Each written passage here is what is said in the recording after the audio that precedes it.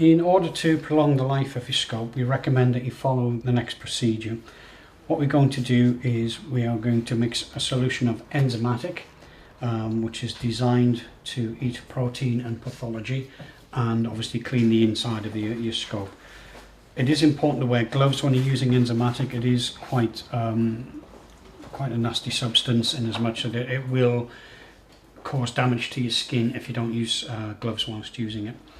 Because this scope is fully immersible, some scopes won't be, so please, if you're not sure, ring our technical department and they will give you some advice as to which scopes are immersible and which aren't.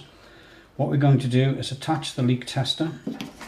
We're going to inflate again to the top of the grey area, 160 milligrams of mercury, and the scope is shouldn't be leaking at all before you immerse it in the chemistry. So I'm quite happy now to immerse everything apart from the leak tester into the enzymatic. Okay, with the scope immersed in the enzymatic, we have to ensure that the leak tester remains dry, so that stays outside of the sink, and that the pointer remains constant at the 160 milligrams of mercury. If that pointer starts to drop, take the scope out of the chemistry and phone our service department. Could be something that we need to talk to you about over the phone. What we have to do is to flush the scope through with enzymatic, and by removing this biopsy port here and attaching our flushing adapter, we get a small syringe, draw up the enzymatic and flush through the scope. Now ideally we could do this 2 or 3 times until all we get is a steady stream of fluid as opposed to bubbles. And again, keep an eye on the leak tester, that shouldn't be dropping at all. So we do that a couple of times. Then the next thing we're going to do is to actually brush through the channel. So we take our cleaning brush. The cleaning brush is the brush with the ball on the end.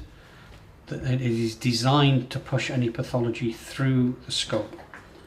So we now remove the flushing adapter, and with the biopsy forceps, we feed the brush through, nice short strokes so we don't cause any kinks in the body of the brush, and it will emerge from the distal tip end. We clean the brush through of any pathology and then withdraw the brush.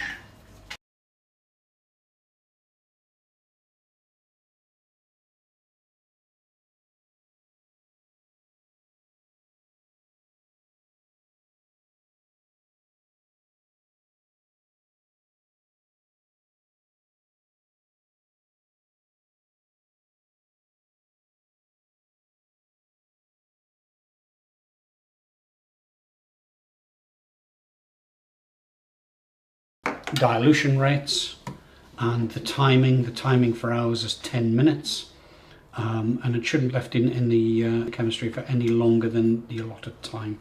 So we now let that sit for 10 minutes. We would then remove the scope from the enzymatic, rinse that off with cold water,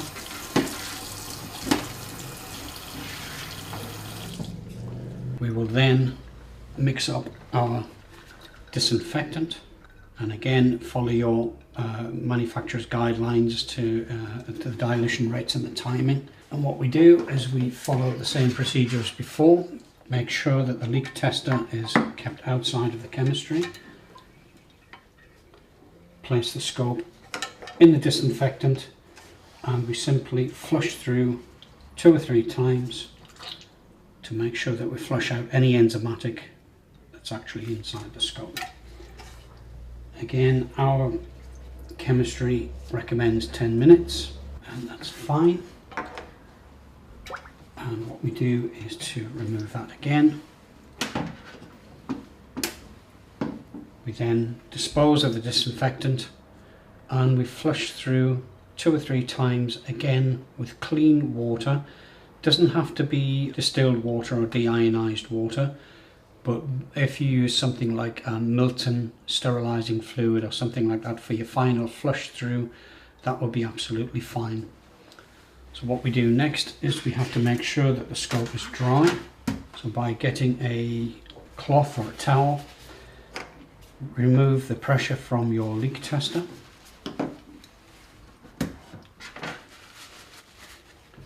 And being careful, just dry the scope off. And just a little tip here, in order to help to dry the channel out, what we're going to do is just flush air through the channel until you're fairly happy that there's no fluid actually coming out from the end of the scope.